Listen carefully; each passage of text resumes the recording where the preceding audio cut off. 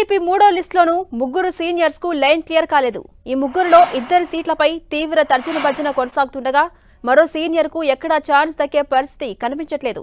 నిన్న మొన్నటి వరకు రాష్ట్ర రాజకీయాల్లోనూ వారి సొంత జిల్లాల్లోనూ మకుటం లేని మహారాజుల్లా రాజకీయాలు చేసిన ఆ ముగ్గురి పోటీపై ఎందుకింత సస్పెన్స్? టీడీపీ మూడో లిస్టులోనూ ముగ్గురు నేతల సీట్లపై క్లారిటీ రాలేదు. టికెట్ వస్తుందో రాదో తెలియక ఆ ముగ్గురు నేతల అభిమానులు తీవ్ర ఉత్కంఠను అనుభవిస్తున్నట్టు చెబుతున్నారు. టీడీపీ ఆవిర్భావం నుంచి పార్టీలో ఓ వెలుగు వెలిగిన మాజీ మంత్రులు కిమిడి కళా వెంకట్రావు, దేవినేని ఉమా, ఉత్తరాంధ్రలోని కీలక నేత గంటా శ్రీనివాసరావు పోటీపై ఇంకా సస్పెన్స్ కొనసాగుతూనే ఉంది. ముఖ్యంగా ఉత్తరాంధ్రలో బడా నేతలైన కళా, గంటా పోటీపై క్లారిటీ లేక వారిద్దరి పేర్లు ఒకే నియోజకవర్గానికి పరిశీలిస్తూ ఉండడంతో ఎవరికి బెర్తు ఇస్తారో ఎవరికి ఎర్తు పెడతారో తెలియట్లేదు.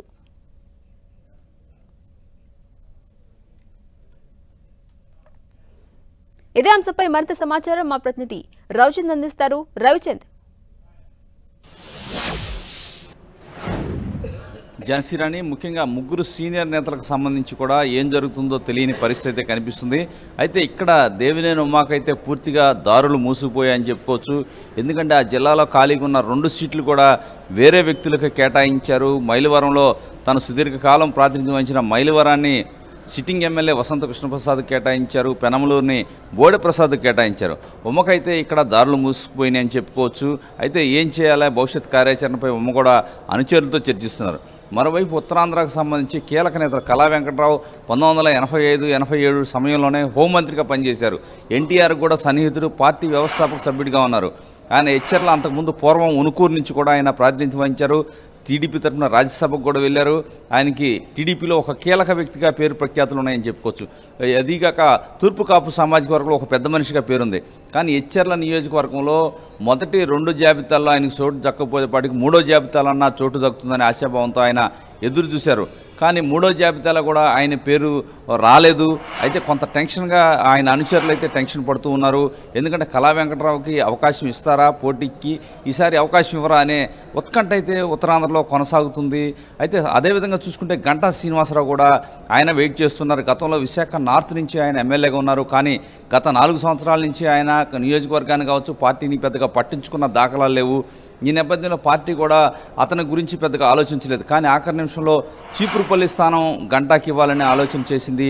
చీపురుపల్లికి మాత్రం అయిష్టంగా ఉన్నారు గంటా శ్రీనివాసరావు. ఈ నేపథ్యంలో గంటాను కావచ్చు కళాను కావచ్చు వీళ్ళిద్దరిని ఏ విధంగా న్యాయం చేయాలని పార్టీ ఆలోచిస్తుంది. అయితే భీమిలి కూడా ఖాళీగా ఉన్న నేపథ్యంలో కళా వెంకట్రావుని అక్కడి నుంచి తీసుకొచ్చి భీములు వేయించాలనే ఒక ఆలోచన అయితే పార్టీ చేయిస్తుంది. అదేవిధంగా ఏదైతే గంటా శ్రీనివాసరావును మాత్రం చీపురుపల్లి, విజయనగరం జిల్లా చీపురుపల్లికి పోటీ చేయించాలనే ఆలోచన అయితే ఉంది. ప్రస్తుతానికి వీరిద్దరిని 2 పేర్లను చీపురుపల్లికి అదేవిధంగా భీమిలికి 2 పేర్లను పరిశీలిస్తున్నారు. ఎవరో ఒకరికి భీమిలి, ఎవరో ఒకరికి చీపురుపల్లి దక్కే అవకాశాలు అయితే కనిపిస్తున్నాయి. అదేవిధంగా హెచ్చర్ల స్థానం కళా వెంకట్రావు సొంత నియోజకవర్గం హెచ్చర్ల మాత్రం అక్కడ ఏదైతే శ్రీకాకుళం బీజేపీకి కేటాయించారో పొత్తులో భాగంగా, కానీ ఈరోజు ప్రకటించిన జాబితాలో టీడీపీ క్యాండిడేట్ని అక్కడ ప్రకటించారు. ఈ నేపథ్యంలో హెచ్చర్ల స్థానాన్ని బీజేపీ కేటాయిస్తారనే ఒక ప్రచారం అయితే జరుగుతుంది. అదే సందర్భంలో కళా వెంకట్రావుకి భీమిలి కావచ్చు చీపురుపల్లి ఏదో ఒకటి 2 స్థానాలని గంటాకి చెరొక స్థానాన్ని కేటాయించే అవకాశం అయితే కనిపిస్తుంది. ఈ విధంగా వీరిద్దరికి న్యాయం చేసే అవకాశం అయితే ఉన్నట్టు కూడా పార్టీలో అయితే చర్చ జరుగుతుంది.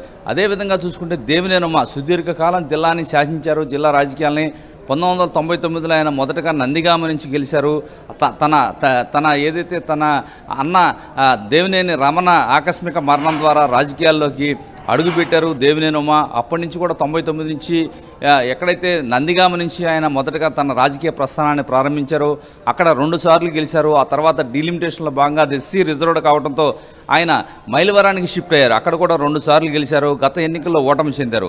ఆ ఓటమి చెందినప్పటి నుంచి కూడా దేవినేని ఉమకి రాజకీయంగా అన్నీ కలిసి రావట్లేదని చెప్పుకోవాలి. ఎందుకంటే అనేక ఏదైతే అప్పటి వరకు కూడా జిల్లాలో ఏకఛత్రాధిపత్యంగా నేతలందరిపై పెత్తనం చేసి అదేవిధంగా ఒక జిల్లాని ఒక గాడిలో పెట్టిన పేరు ప్రఖ్యాతులు అయితే దేవినేని ఉమ సంపాదించుకున్నారు. జిల్లాలో ఏ చిన్న కార్యకర్తకు ఆపదున్నా కూడా దేవినేని ఉమ అక్కడ వాలతారనే పేరు కూడా ఉంది. రోజు అన్ని నియోజకవర్గాలని కవర్ చేస్తూ ఉంటారు. అటువంటి దేవినేని ఉమకి ఇక్కడ సీటు రాలేదనేది కొంత చర్చనీయాంశంగా మారింది. ఎందుకంటే వసంత కృష్ణప్రసాద్ ఎవరైతే గత 5 ఏళ్లుగా ఎవరి మీద అయితే దేవినేని ఉమ పోరాటం చేశారో ఆ వ్యక్తి తెలుగుదేశం పార్టీలోకి వచ్చి సీటు సంపాదించుకున్నారు. ఇప్పుడు ఉమ కనుక పార్టీలో కొనసాగి పనిచేయాలంటే ఆ వ్యక్తి గెలుపు కోసం, వసంత కృష్ణప్రసాద్ గెలుపు కోసమే దేవినేని ఉమ పనిచేయాల్సి ఉంటుంది. ఇది కొంత దేవినేని ఉమ జీర్ణించుకోలేని పరిస్థితి మనకి కనిపిస్తుంది.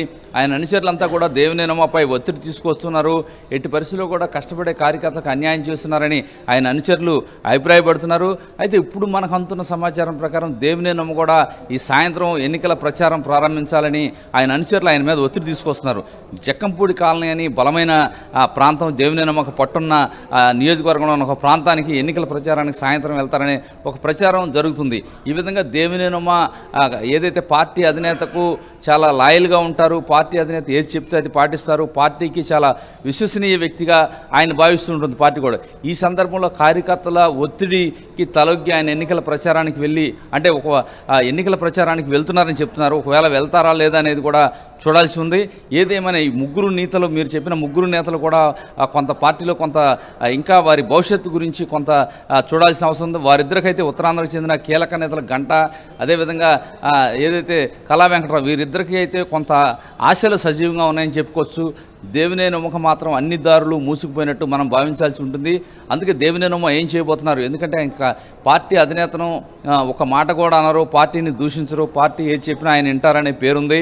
అయితే ఇప్పుడు ఏం చేస్తారు, ఎందుకంటే గత 5 సంవత్సరాలుగా జగన్మోహన్ రెడ్డి ప్రభుత్వంపై అలుపెరగని పోరాటం అయితే దేవినేని ఉమ చేశారు.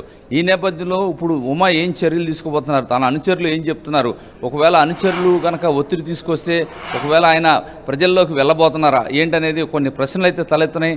పార్టీ కూడా ఇప్పుడు వరకు ఉమని బుజ్జగించేందుకు ఎటువంటి ప్రయత్నం చేయలేదు. ఎందుకంటే ఉమ ఆ అవకాశం కల్పించరు, పార్టీ అధినేత ఏ నిర్ణయం తీసుకున్నా కట్టుబడి ఉంటారని చెప్పి ఎప్పుడు ప్రకటిస్తూ ఉంటారు.